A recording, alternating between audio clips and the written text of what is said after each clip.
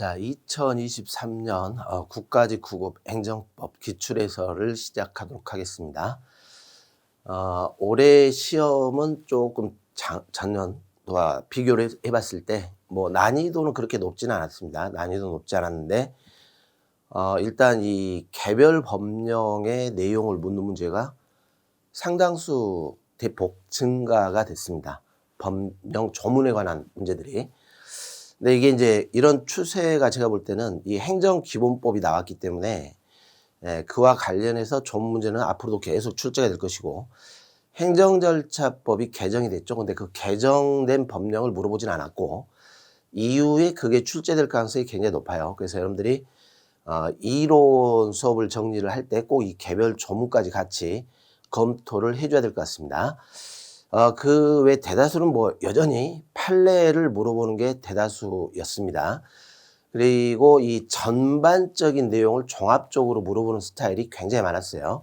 하나의 파트 범위별로 이 범위를 알고 있냐, 이런 문제뿐만 아니라 전체적인 내용을 알아야만 풀 수 있는 문제들이 상당수가 있었습니다. 이걸 유념해 두시고 이후에 행정법을 정리를 하실 때는 지역적인 어떤 문제를 암기하는 것보다는 전체적 내용들을 계속 이렇게 회독수를 늘리는 방식, 이런 방식으로 좀 가야 되지 않을까라는 예측을 해봅니다.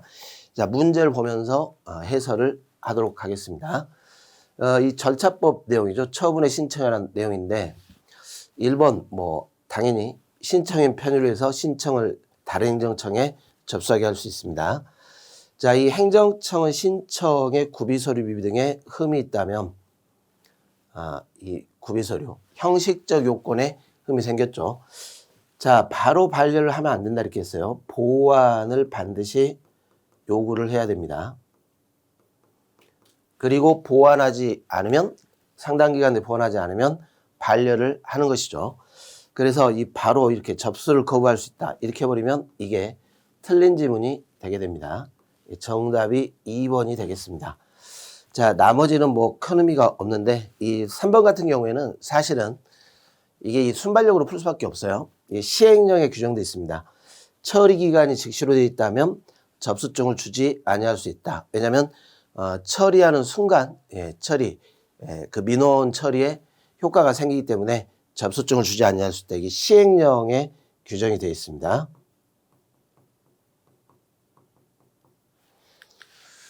자, 2번 취소 철회. 자, 여기도 이제 우리 기본법에 다 명시가 되어 있기 때문에 그 내용들을 숙지를 하셔야 돼요. 우리 행정기본법에 직권 취소도 규정이 되어 있고 철회도 규정이 되어 있죠. 일반적 근거 규정을 두고 있다. 맞아요. 그리고 이 직권 취소나 철회는 사유가 있으면 개별법에 근거가 없더라도 가능하다라는 것이죠. 다만 이 직권 취소는 처분 당시 처분이 위법 부당하기 때문에 직권 취소를 하는 것이고, 철회 같은 경우에는 적법한 처분인데 처분은 적법합니다. 처분 이후 새로운 사유죠. 후발적 사유로 인해서 더 이상 행정행위 효력을 유지시킬 필요가 없을 것 같다. 이럴 때 철회가 돼요. 그러니까 2번 지문 같은 경우에 철회 사유는 행정행위가 성립되기 이전에 발생한 것, 이 부분이 틀린 말이죠. 적법하게 성립했지만 이후에 새롭게 발생된 사유입니다. 후발적 사유로 행정행위의 효력을 존속시킬 수 없다. 이게 철회 사유가 되겠습니다. 그래서 2번이 틀린 지문입니다. 다만 수익적 처분에 상대방의 허위 기타 부정한 방법으로 인해 행해졌다. 이 처분 자체가 상대방의 허위 기타 부정한 방법으로 이루어졌다면, 자, 상대방도 어떻습니까? 이게 발견이 되면 나중에 취소가 될 거라는 걸 충분히 예측을 할 수 있다는 것이죠. 취소를 예상할 수 있다. 이런 경우에는 상대방의 신뢰를, 수익적 처분을 취소할 때 상대방의 신뢰 보호를 해야 되는 건 아니다라는 것입니다. 여기 이런 문제들은 우리가 굉장히 많이 풀었던 거예요. 이 일반원칙 신뢰 보호 관련해서. 그리고 철회를 할 때도 그렇고 직권 취소할 때도 그렇고 이익 형량을 해줘야 됩니다. 수익적 행정처분을 직권으로 취소할 때 이 취소로 인해서 있게 될 상대방의 불이익과 취소로 달성할 공익 간의 비교 형량을 해서 공익상의 필요가 더 커야 되겠죠. 그래서 이 공익상의 필요가 처분의 상대방이 입을 불이익을 정당할 만큼 강한 경우 이럴 때 취소할 수 있습니다. 다 이런 내용들은 이제 이미 행정기본법에 이제 명시가 돼 있다. 이게 중요해요. 자, 3번. 부관, 여기도 뭐 어렵게 출제되지 않았습니다. 수익적 처분에 있어서는 법령에 특별한 규정이 있는 경우 부관으로 부담을 붙일 수 있다. 우리가 재량 처분인 수익적 처분에 부관을 붙일 때는 법령의 규정이 없는 경우라도 가능합니다. 이게 틀렸죠.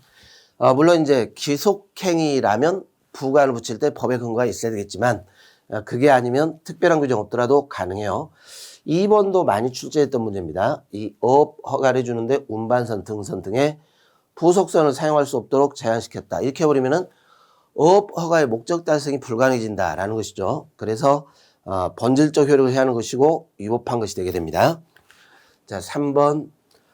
자, 사후 부관이죠. 이 처분, 면허 발급 당시에 부관을 붙이는 게 원칙이지만 면허 발급 이후에 사후에도 자, 이런 경우 법률에 명문의 규정이 있다 또는 미리 변경이 유보돼 있다 상대방이 동의를 했다 이런 경우라면 부관이 가능해요. 사후 부관이. 이외에도 이제 하나 더 추가하면 뭐 사정 변경 등을 이유로 처분의 목적 달성이 곤란하다면 그 목적 달성 범위 내에서 부관 붙일 수 있다 이렇게 봤던 것이죠. 자, 토지 소유자가 형질 변경 행위 허가에 붙은 기부채납 부관 부담으로 보셔야 돼요.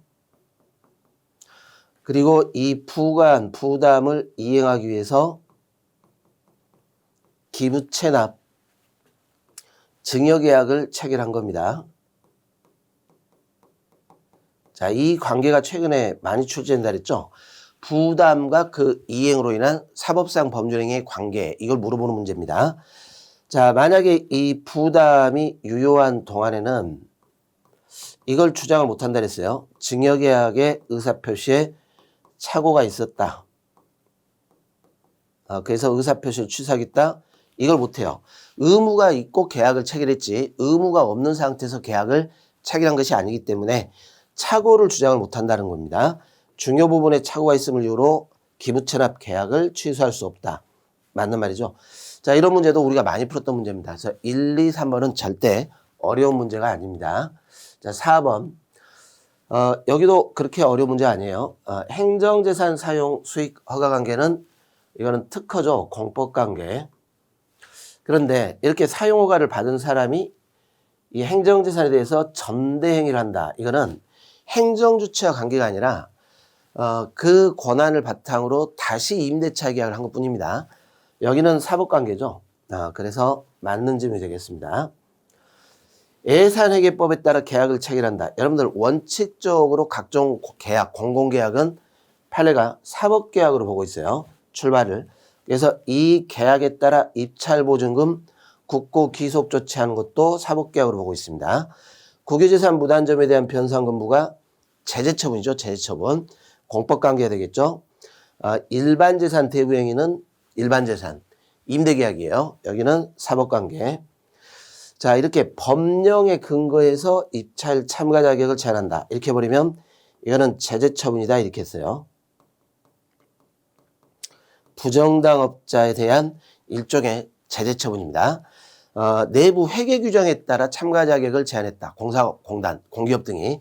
그럴 때는 사법관계지만 이렇게 법률 또는 법령에 근거해서 이루어지면 제재처분이고 사법관계다. 이게 틀렸죠. 이 경우는 제재처분, 공권력 행사로서의 공법관계가 되게 됩니다. 자, 5번. 자, 이 지문들은 여러분들이 조문을 숙지를 하고 있어야 풀 수 있어요. 우리가 이 제재처분의 제척기간 있죠. 위반 행위 종료시로부터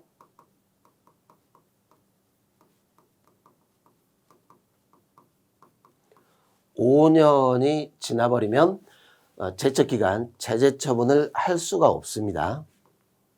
자, 요걸 차지하는 건데 근데 이게 원칙이에요. 이게 원칙. 이게 원칙이고, 이제 예외조항 중에 예외적으로 5년이 경과가 됐다 하더라도 제재 처분을 할 수 있는 경우입니다, 지금. 제재 처분이 가능한 경우. 예를 들어 제재 처분을 하지 않으면 국민의 안전, 생명 또는 환경을 심각하게 해치거나 해칠 우려가 있다. 그러면 5년 경과 후에도 가능해요. 거짓이나 그 밖의 부정한 방법으로 인허가를 받거나 신고를 했다. 상대방의 귀책 사유이기 때문에 기간 제한 없이 재처분 가능합니다. 정당한 사유 없이 행정청의 조사, 출입검사 기피 방해 거부를 해서 제척기간이 지났다. 방해죠. 상대방이. 자, 그리고 당사자가 인허가나 신고의 위법성을 경과실로 알지 못한 경우, 자, 이 경과실이 아니라 중과실입니다. 조문상. 이럴 때는 할 수가 있어요. 재처분이 가능하다. 그런데 경과실이니까 5년 지나면 재처분을 할 수 없다. 이렇게 되는 거죠. 그래서 정답이 4번이 되겠습니다. 자, 6번 행정입법. 대통령령은 국무회의 심의를 거쳐야 됩니다. 그 이제 부서를 다 해줘야 돼요. 이 국무위원들이. 그런데 총리령, 부령은 이 대통령령과 달리 국무회의 심의를 거칠 필요가 없죠. 법령고충적 행정규칙. 행정규칙의 성격이지만 대외적 구속력이 있기 때문에 헌법소원의 대상이 된다라는 게 우리 헌재 입장입니다. 재량권 행사의 준칙, 재량준칙이죠. 이게 원칙적으로 행정규칙이지만 자기구속 원칙이 적용이 되면 우리 헌법재판소는 대외적 구속력을 갖게 되고 이럴 때는 헌법소원 대상이 될 수도 있다는 것입니다. 많이 풀었던 문제죠. 자, 3번. 상위법에 위임이 없습니다. 위임이 없는데 상위법에 규정된 처분요건에 해당하는 사항을 불용해서 변경을 했다라는 것입니다. 여러분들이 처분요건은 법규적 사항으로 봐야 돼요.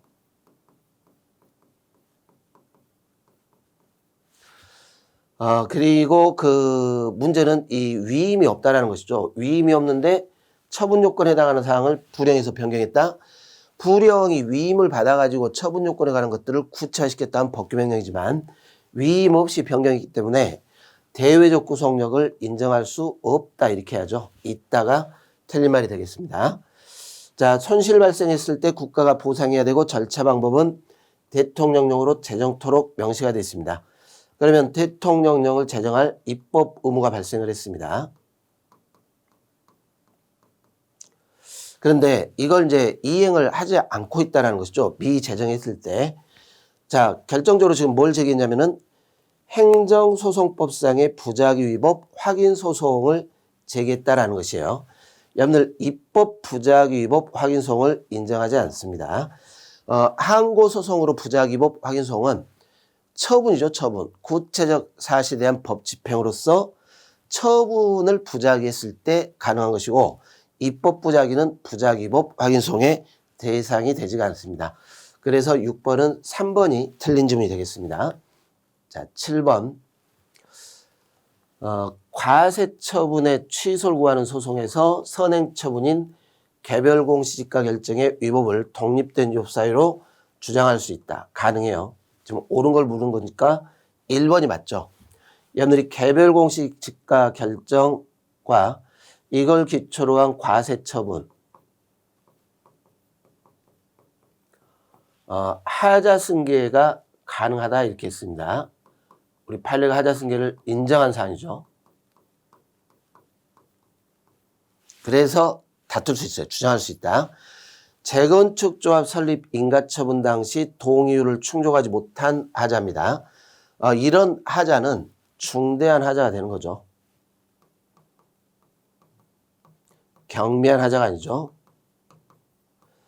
뭐 경미한 하자라면 하자 취소를 인정하겠지만 동의율이 충족이 되지 않았는데 인가를 했다는 것이에요. 중대한 하자고 후에 추가 동의서가 제출됐다. 이 사유만으로는 하자가 치유가 되지 않습니다. 치유된다가 틀렸죠. 2번. 자, 3번. 적법한 건축물에 대한 철거명령. 무효예요.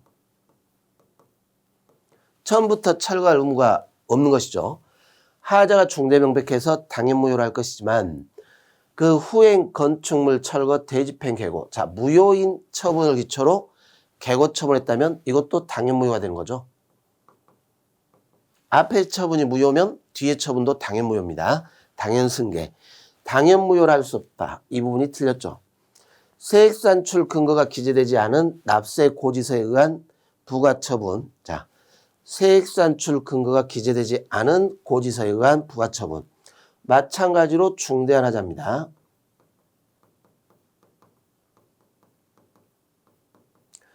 자, 원칙적으로 이럴 때는 세액산출 근거를 다시 기재해가지고 고지서를 다시 발부를 해야 될 겁니다.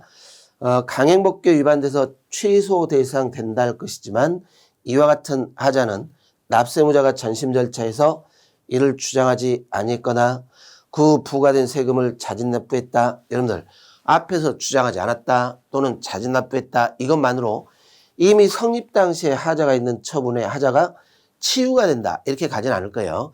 과세 처분을 다시 해야 됩니다. 또는 뭐 조세 채권의 소멸시효 기간이 만료됐다. 소멸시효 기간이 만료됐단 말은 이 자체가 권리 행사 안 해가지고 소멸했다 이 의미지 하자가 치유된다 이렇게 보지는 않습니다. 그래서 치유된다 이게 틀린 말이 되겠습니다. 자, 8번 항고소송의 대상입니다. 자, 여러분들 이 대상 적격은 소송 요건 단계에서 판단합니다. 요건 심리. 대상 적격으로서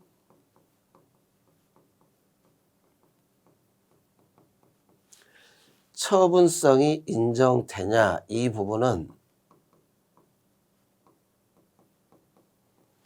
여기는 소송 요건 심리 단계에서 판단하는 거죠.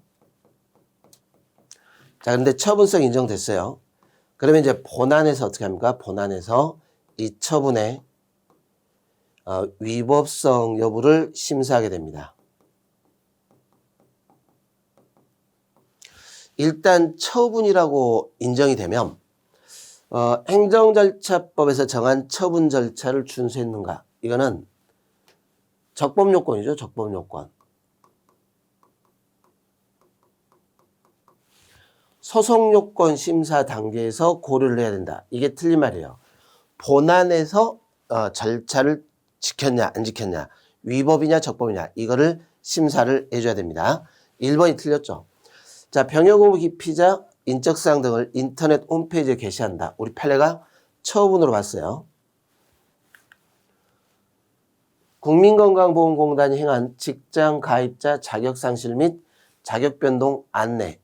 자, 뭡니까? 이렇게 바뀌었다라는 사실을 통보한 것 뿐입니다. 사실.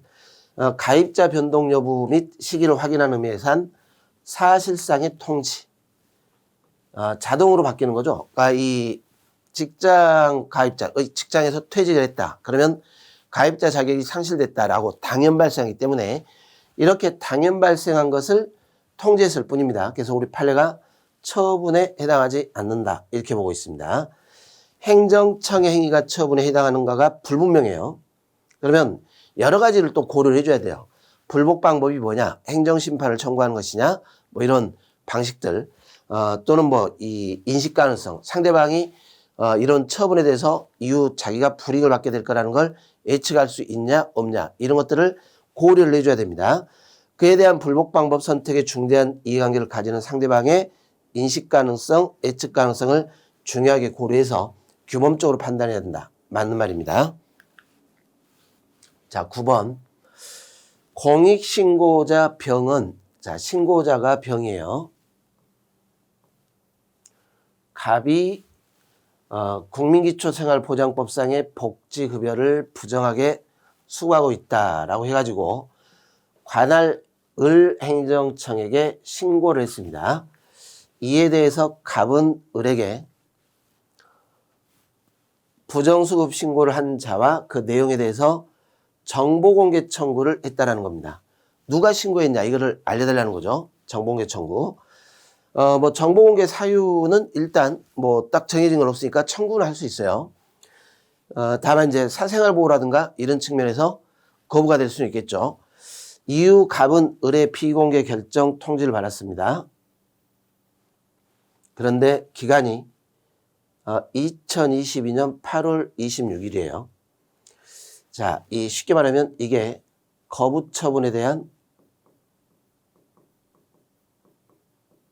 통지죠. 이에 대해서 국민권익위원회에 고충 민원을 제기했는데 국민권익위원회로부터 의뢰 결정은 문제가 없다는 안내를 받았습니다. 여러분들이 고충 민원은 말 그대로 민원일 뿐이에요. 고충 민원.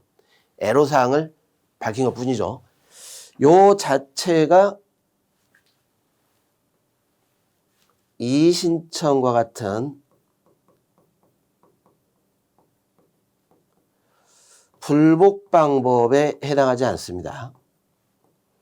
만약에 이게 이의신청으로 보여져 버리면은 또는 행정심판으로 보게 된다면 이의신청 결정서 통지받은 날로부터 30일 이내, 90일 이내 심판이나 소송을 제기할 수 있어요. 우리 행정기본법상. 그리고 심판을 보게 되면 통보받은 날로부터 또 90일 이내 소송을 제기할 수도 있습니다. 그런데 그렇게 보면 안 된다라는 게 중요해요. 고충민원 이거는 원칙적으로는 이의신청과 같은 불복 절차가 아닙니다. 그리고 갑은 의뢰 비공개 결정의 취소를 구하는 행정심판을 제기했는데 2022년 12월 27일입니다. 자, 여러분들 이 심판 청구가 청구기간을 준수했냐 안 했냐 이걸 볼 때는 여기를 통지받은 날 이게 이제 처분 있음을 안 날이 되겠죠. 이때로부터 90일이 돼야 됩니다. 그런데 8월 26일부터 지금 벌써 12월 27일이니까 90일이 지나버렸죠. 90일이. 그래서 이 심판 제기는 청구기간이 도가 있기 때문에 각하가 될 것이다 라는 겁니다. 자, 이걸 물어본 거예요. 이 시험 문제가 이거를 심판 청구 기간의 기산점을 뭘로 잡을 것이냐라는 것이죠. 이 거부 처분 이게 처분이 되는 것이고 이때로부터 안날로부터 90일 내 이렇게 가야 됩니다. 자, 1번 보시면은 개인정보보호법상의 정보주체에게 열람 청구권이 보장돼 있더라도 갑은 이에 근거해서 을에게 신고자에 대한 정보 공개를 요구해서 그 정보를 받을 수 있다. 틀렸죠. 여러분 이 개인정보보호법상 정보주체는 자신의 정보를 열람을 하는 거지. 이렇게 을에게 이제 신고자 제3자에 대한 정보 공개 청구 여기에 근거법이 될 수가 없습니다. 자, 여기는 어떻게 해야 돼요? 여기는 공공기관 정보공개법 이쪽으로 와야죠. 정보공개법 이렇게 해야지 개인정보보호법에 따라 열람받을 수 있다. 이게 안 된다는 것이에요. 자, 갑에 받을 수 없다. 예, 맞죠.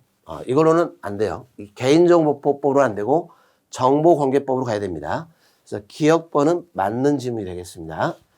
자, 갑의 행정심판 청구는 심판 제기기간 내에 이루어졌으므로 틀렸죠. 90일이 경과됐습니다. 자, 갑의 국민권익위원회에 대한 고충민원 제기는 이의신청에 해당하므로 틀린 말입니다. 고충민원에 대한 답변을 받은 날이 심판 제기기간에 기산점이 된다. 안 되겠죠? 이의신청이라든가 심판 제기, 불복 절차로 볼 수가 없습니다. 학술연구를 위해 일시적, 자, 이 학술연구 목적에 일시적 체류하는 외국인은 정보공개 청구할 권리가 인정이 됩니다. 일반적으로 일시 체류하는 외국인은 되지가 않지만 학술연구 목적으로 체류하는 자는 가능하다 이렇게 했어요. 그래서 맞는 지문이 기억번, 리을번 이렇게 되겠습니다. 자, 10번 처분기준 설정 공표는 침익적 처분이 됐건 수익적 처분이 됐건 다 적용되는 공통적으로 적용되는 절차입니다. 정보통신망을 이용해서 전자문서로 송달할 때는 송달받을 자가 지정한 컴퓨터에 입력된 때 도달로 보죠. 공청회가 개최는 됐는데 정상적으로 진행되지 못하고 무산된 횟수. 자, 이게 개정법 나왔죠 지금 행정절차법. 네, 이게 특성이에요. 앞으로도 계속 나올 겁니다. 온라인 공청회를 단독으로 개최할 수 있는 사유입니다. 온라인 공청회. 코로나 생각 잘했어요. 코로나. 국민의 생명, 신체, 재산에 급박한 위험이 발생했다거나 또는 뭐 이런 경우도 마찬가지죠. 이 공청회 제가 설명할 때 어떻게 했냐면은 아주 평화롭고 이렇게 진행되는 게 아니라 의자 날라다니는 데 있어요. 의자. 그래서 행정청 규칙서 없이 제대로 공청회가 개최가 안 된다는 겁니다. 정상적 진행되지 못하고 무산된 횟수인데 요 2회가 틀린 말이에요. 2회가 아니라 3회인 경우. 이럴 때 온라인 공청회를 단독으로 개최할 수 있습니다. 2회 횟수가 틀렸죠. 송달이 불가능할 때. 자, 이제 공고를 하는데 이것도 암기를 이렇게 하자 했죠. 관보, 공보, 게시판, 일간신문 중 하나 이상에 공고하고 필수죠. 인터넷에도 공고해야 한다. 이렇게 가지고 여러 번 풀었던 문제가 되겠습니다. 3번이 지금 틀린 질문이 됩니다. 자, 11번. 질서위반행위죄법 과태료 많이 풀었던 거죠. 신분에 의해 성립하는 질서위반행위에 신분 없는 자가 가담했다. 신분 없는 자도 위반행위가 성립하게 됩니다. 하나 행위가 둘 이상의 위반행위에 해당한다. 가장 중한 과태료를 부과하도록 돼 있어요. 자신의 행위가 위법하지 않은 걸로 오인을 했다. 오인의 정당한 이유가 있을 때 하나여 이렇게 하는 거죠. 과태료를 부과하지 않습니다. 자, 이 4번. 지금 물어보는 게 뭐냐면 질서위반 행위규제법상의 과태료 부과예요. 그러면 요 질서위반 행위규제법상 과태료는 행정청이 과태료를 부과를 하죠. 행정청이 부과를 하고 여기에 대해서 이의제기가 있게 되면 부과의 효력이 상실된 다음에 그러면 행정청은 관할법원으로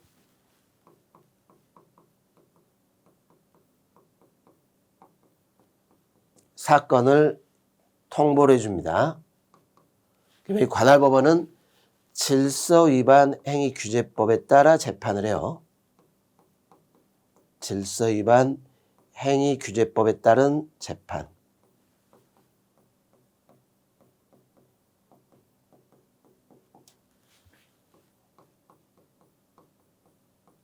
자, 이렇게 합니다. 그리고 판결이 아니라 결정의 형식이죠. 그러니까 전반적으로 이게 틀린 말이에요. 전반적으로. 행정청이 위반 사실을 적발하면 과태료 부과받을 자 주소지 관할하는 지방법원에 통보를 해야 되고 당해법원은 비송사건 절차법에 따라 결정으로 부과한다. 전체적으로 틀린 말이에요. 일단 어떻게 해야 됩니까? 위반 사실을 적발했다면 행정청이 부과를 하고 이의제기가 있게 되면 지방법원으로 통보하게 됩니다. 그러면 이 법원은 비송사건 절차법이 아니라 질서위반행위규제법에 따라 재판을 해요. 비송사건 절차법은 일부 조항이 준용이 됩니다. 준용. 이 조항이 일부 준용되는 거지 비송사건 절차법에 따라 재판하는 게 아닙니다. 그래서 전반적으로 4번이 틀린 말이 되겠습니다. 자, 12번 조사기본법. 1번, 2번은 염려 한번 보시고 행정기관장은 조사 대상자, 신상이나 사업비밀 등이 유출될 우려가 있으므로 인터넷 등 정보통신망을 통해 조사 대상자를 하여금 자료 제출하게 할 수 없다. 틀렸죠? 자, 인터넷 등 정보통신망을 통해 자료 제출할 수 있게끔 돼 있습니다. 이 부분이 이제 우리 해설할 때 이론 수업 때 어디서 봤냐면 행정조사 기본법 적용 제외에서 한번 강조를 해드렸던 겁니다. 조사기본법이 적용 제외되는 사안이라도 조사기본원칙, 법정주의, 그리고 정보통신망을 통한 조사, 이거는 적용된다. 이렇게. 그래서 제출하게 할 수 없다. 틀렸죠. 자, 공동조사, 의무조항입니다. 하여야 한다. 자, 13번. 거부 처분에 대해서는 집행정지가 인정이 안 된다. 이렇게 했어요. 해봐야 별 도움이 안 된다는 거죠. 실익이 없다. 거부했는데 뭘 정지하겠냐. 그런 말이죠. 그래서 허용되지 않는다. 이게 우리 판례 입장입니다. 자, 사정 판결의 요건인 처분의 유효성은 처분 당시를 기준으로 판단하게 됩니다. 그리고 사정 판결의 필요성, 이 필요성이 공공복리에 현저한 영향을 미치지 않을 것, 이 사안이죠. 이 부분은 판결시를 기준으로 두 개가 지금 바뀐 말이에요. 처분의 위법성이 변론종교시를 기준으로 틀렸죠. 사정 판결의 필요성은 처분시를 기준으로 틀린 말이죠. 서로가 앞뒤가 지금 바뀐 말입니다. 자, 3번. 집행정지 요건으로 규정하고 있는 공공복리에 중대한 영향을 미칠 우려가 없을 것. 자, 이 부분은 이게 있다면 집행정지가 인정이 안 되는 사안입니다. 집행정지의 소극적 요건이죠. 소극적 요건. 당연히 이런 부분들은 행정청에게 주장, 소명 책임을 갖게 합니다. 맞는 말입니다. 그래서 이 집행정지의 적극적 요건, 집행정지가 필요하다라는 요건은 신청인, 원고 쪽에서 할 것이고 공공복리에 중대한 영향에 미칠 우려가 있기 때문에 집행정지가 안 된다라는 소극적 요건은 행정청이 입증을 해줘야 됩니다.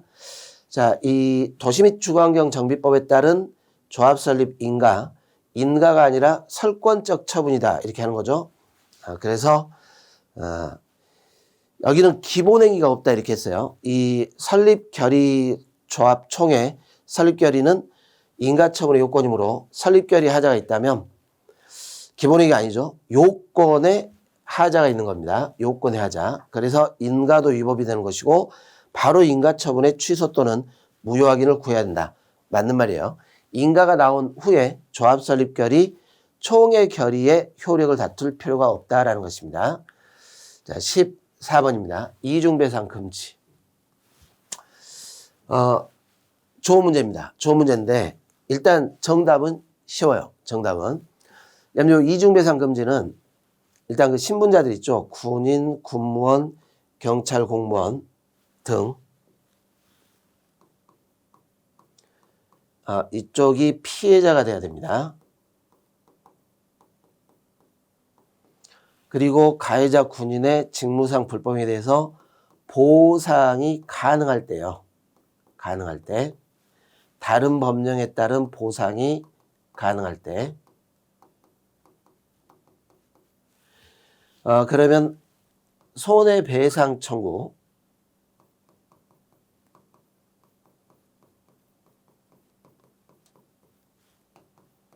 이 자체가 금지가 된다라는 것입니다. 그런데 이 다른 법령은 말 그대로 이 피해에 대한 이런 직무상의 불법에 대한 피해에 대한 보상에 관한 법이 돼야 돼요. 이런 피해에 대한 보상이 아니라 좀 이따 보시겠지만 이 2번과 같이 공무원 연금법에 따라 공무상의 요양비를 지급하는 것. 이거는 여러분들 요 요양비는 꼭 이런 피해에 대한 보상에 관한 법이 아니에요. 경찰 공무원에 하면 공무원 연금법 다 그런 거죠. 공무원에 대한 복지 차원에서 복지 차원에서 요양비를 지급을 하는 거지. 이 공무원 연금법에 따라 요양비를 지급하는 것은 이런 다른 법령 규정에 따른 보상을 지급받는 것에 해당하지 않는다라는 것입니다. 그러니까 법 자체가 뭐가 돼야 돼요? 법 자체가 손해에 대한 보상에 관한 법이 돼야 됩니다. 자, 그리고 2조 1항 단수에서 정한 다른 법령 규정에 따른 보상금 청구권이 모두 시효로 소멸됐어요. 자, 여러분들 시효로 소멸하면 보상 청구가 안 되겠죠?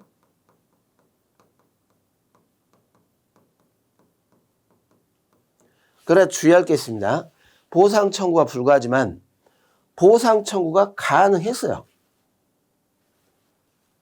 보상이 가능했는데 피해자가 권리 행사를 하지 않아가지고 시효로 소멸했던 겁니다. 그러니까 현실적으로는 보상 청구가 불가능하지만 이 사안은 가능했던 경우로 가야 됩니다. 그래서 2조 1항 단서 규정 이중배상 금지가 적용이 됩니다. 이 부분을 잘 또 기억을 해주세요. 반복적으로 출제될 가능성이 높으니까. 자, 3번.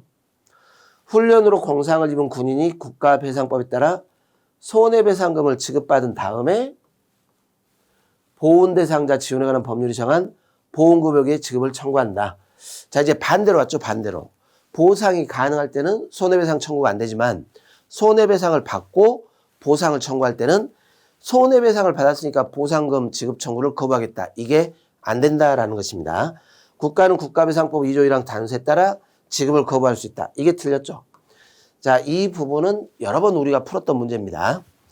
자, 4번 군인이 교육훈련으로 공상 입은 경우라도 군인연금법 또는 국가유공자 애우 등에 관한 법률에 의해서 재보상금 등등 자 별도의 보상을 받을 수 없는 경우에요.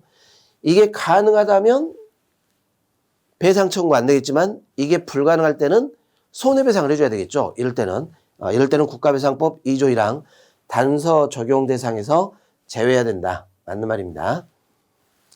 그래서 이제 이런 문제가 여러분들이 이제 틀린 분들이 뭘 틀리냐면 소멸시효의 뜻이 뭔지 그 다음에 요 제외한단 말이 뭔지 이것 때문에 막 틀려요. 그 말은 정확히 이 부분을 이해를 못하고 있다는 소리입니다. 보상이 가능할 때 손해배상 청구를 못하는 것이지 가능했는데 청구권이 소멸시효로 소멸했다. 이거는 가능하지 않았던 경우가 아니에요. 가능했지만 피해자가 청구권 행사하지 않았다. 이런 말이고 이 4번 같은 경우에는 아예 처음부터 보상이 가능하지 않은 상태이기 때문에 이중배상 금지 적용 제외하라 이런 뜻입니다. 자, 15번. 자, 지방자치단체 의회 의원입니다. 그런데 공무원을 폭행하는 등 의원으로서의 품위를 손상시키는 행위를 했습니다. 이 사유로 의회는 갑을 의원직에서 제명하는 의결을 했어요. 의회가 제명 의결을 했죠. 이 제명 의결은 처분이고 항고소송을 다툴 때 의회가 제명을 했기 때문에 의회가 피고가 되는 겁니다. 이에 갑은 제명 의결을 행정소송 방법으로 다투려고 하고 있습니다. 자, 이 제명 의결은 무효확인 소송을 하여야 하며 취소소송으로는 할 수 없다. 취소소송도 가능하죠. 처분이니까. 뭐 무효로 갈지 아니면 취소할지는 원고가 결정하는 겁니다. 둘 다 가능해요. 자, A구 의회는 입법기관으로 행정청의 지위를 가지지 못하므로 제명 의결을 다투는 행정소송에서 의회 사무총장이 피고가 된다. 틀렸죠. 의회가 처분을 했기 때문에 의회가 피고입니다. 사무총장이 아닙니다. 자, 3번. 행정소송법 12조의 법률상 이익 개념에 관해 법률상 이익 구제설. 이게 단순히 판례예요. 괜히 이거의 구제설이 뭐지? 이렇게 풀지 말고 그냥 풀던 판례대로 풀면 됩니다. 갑은 제명 의결을 다툴 원고적 결을 갖지 못한다? 틀렸죠. 제명 의결로 인해서 이 사람의 지방으로서의 신분이 박탈됐기 때문에 침입적 처분의 직접적 상대방이고 다툴 법률상 이익을 갖게 됩니다. 법원이 갑이 제기한 행정소송을 받아들여 소송 계속 중에 갑의 임기가 만료가 됐습니다. 자, 임기 만료가 됐다 하더라도 제명 의결이 위법해서 이걸 취소를 하게 되면 임기 만료 시까지 요 기간까지는 신분이 회복이 되는 것이고 요 기간 동안 그동안 못 받았던 수당받을 권리가 회복된다 이렇게 했습니다.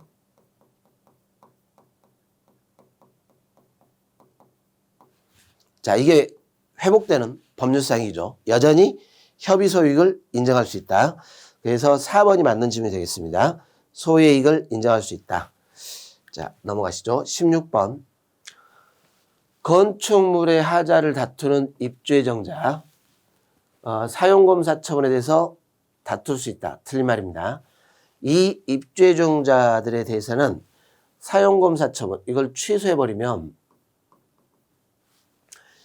입주 예정자들이 입주를 못하게 돼요. 쉽게 말해서 이 취소를 구할 전혀 어떤 법률상의 이익이 없는 거죠.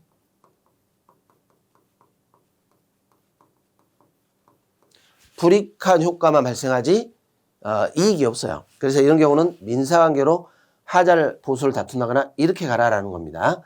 1번 또 여러 번 나왔던 문제입니다. 자, 2번. 당사자 소송으로 서울행정법원에 제기할 것을 민사소송으로 지방법원에 제기해서 판결이 내려졌습니다. 관할 위반이죠. 당사자 소송인데 민사법원이 했으니까 관할 위반 맞아요.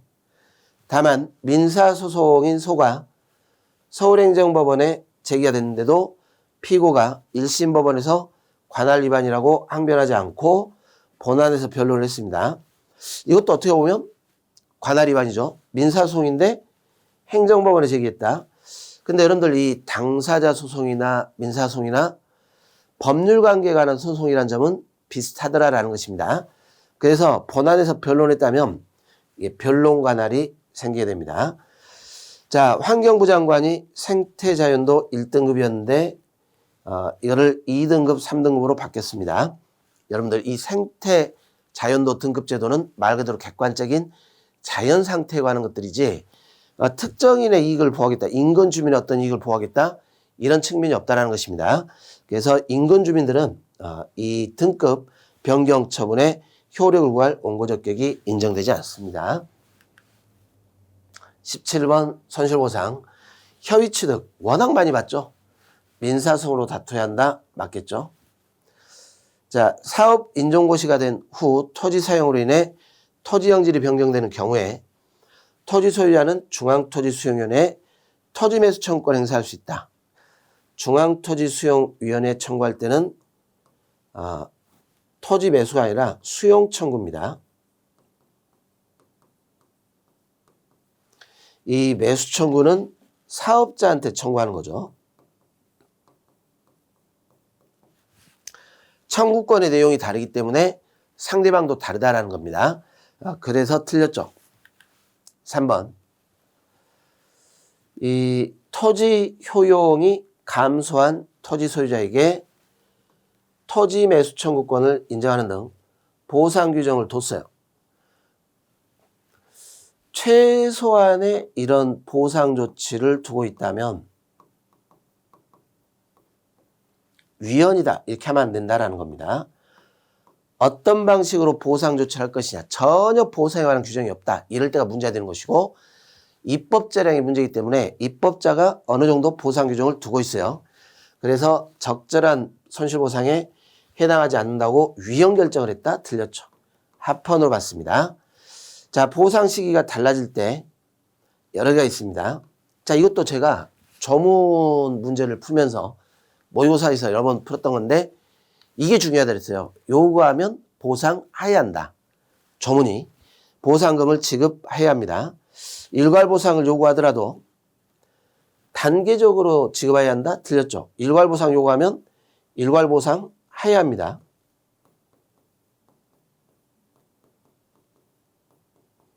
의무조항이다라는 겁니다. 이 조문 문제를 물어본 겁니다. 자, 18번. 질서버린 과태료 부과처분과 형사처벌은 성질과 목적을 달리하는 별개. 이렇게 나오면 대법원의 입장이라 했죠. 그리고 대법원은 일사부재리 원칙에 반하지 않는다. 해가지고 병과를 인정하고 있습니다. 대법원 판례 입장이죠, 지금. 자, 건축법상 시정명령 받은 의무자가 시정명령 취지에 부합하는 의무를 이행하기 위한 정당한 방법으로 신고했으나 행정청이 위법하기를 거부 반려를 해서 취소에 이르렀다. 자, 그럼 뭐가 문제예요? 의무 이행을 위해서 정당한 방법으로 신청을 했는데 반려했죠. 그럼 요 기간 동안 이행강제금은 부과를 못한다라는 겁니다.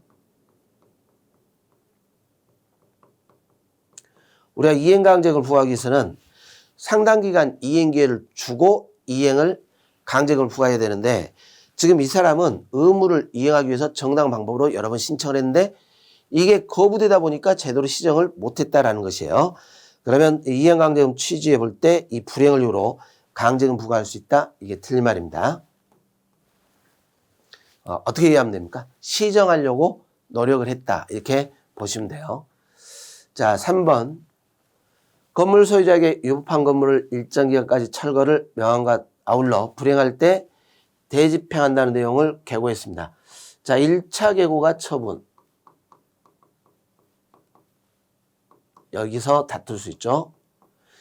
2차, 3차는 확인하는 것뿐 확인하는 의무밖에 없다 이렇게 했습니다.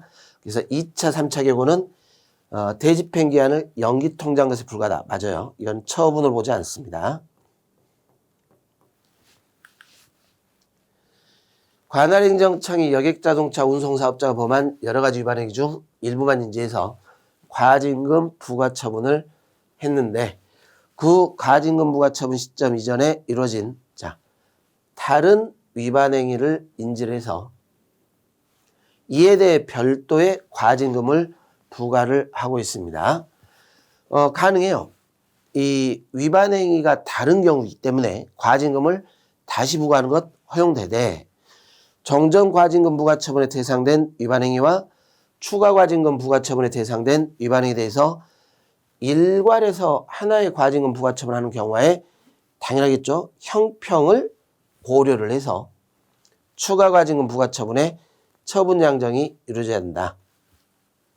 할 수는 있는데 전체적으로 과징금 의향을 비교해 가지고 잘 고려를 하자 이런 뜻입니다. 맞는 말이 되겠습니다. 자, 19번입니다. 자, 이런 문제가 우리가 이제 통칭이 할 때도 한번 봤었고, 이 항고소송 원고적격 할 때도 한번 본 건데, 자, 올해 이런 스타일의 문제가 났다는 겁니다. 하나의 주제 가지고 종합적으로 묻고 있습니다. 종합적으로. 서운 취소, 이게 상훈법에 다 규정이 되어 있고,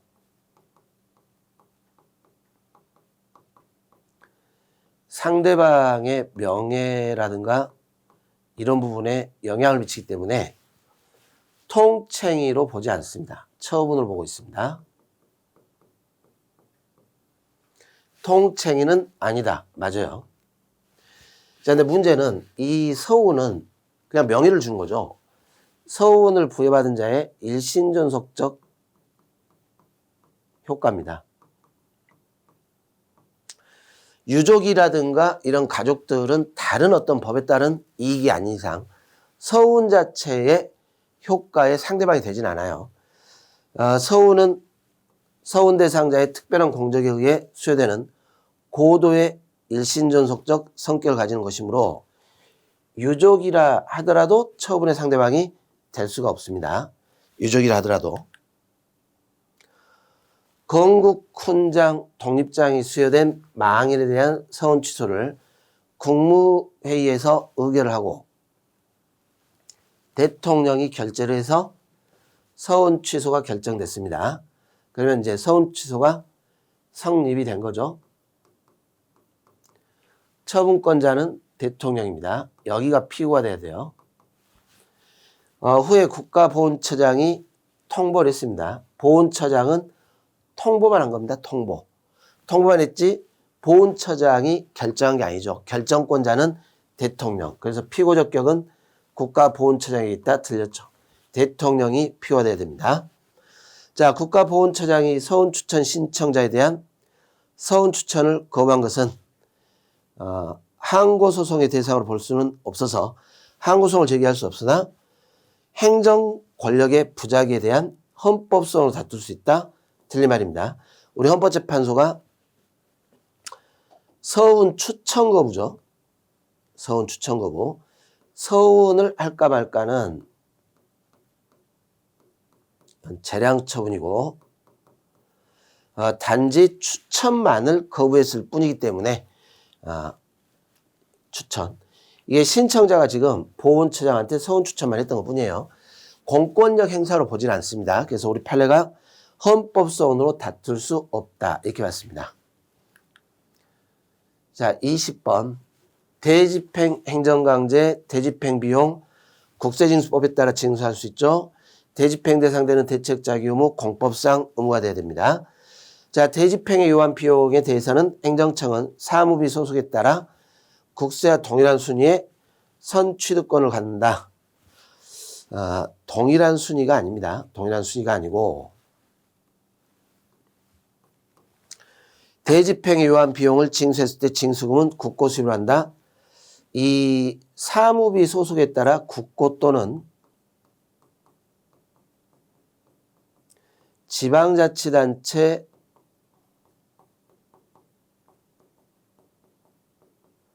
수입으로 귀속이 돼요. 일률적으로 대집행 비용이 국고 수입으로만 하는 건 아닙니다. 국고 수입이 될 수도 있고 지방자치단체 수입이 될 수도 있어요. 그러나 1, 2, 3이 워낙 기본적인 문제니까 4번 정답 찾는데 그렇게 큰 어려움은 없었을 것 같습니다. 자, 시험 문제는 그렇게 어려운 난이도의 문제는 아니었지만 전반적인 내용을 숙지를 못한 분들이라면 고득점이 쉽게 나오지는 않았을 수도 있어요. 그래서 제가 볼 때 공부를 하신 분과 공부가 조금 부족하신 분들 간에 점수 격차가 좀 나는 그런 문제가 될 것 같습니다. 자, 이상으로 올해 국가직 9급 행정법 해설을 마치도록 하겠습니다.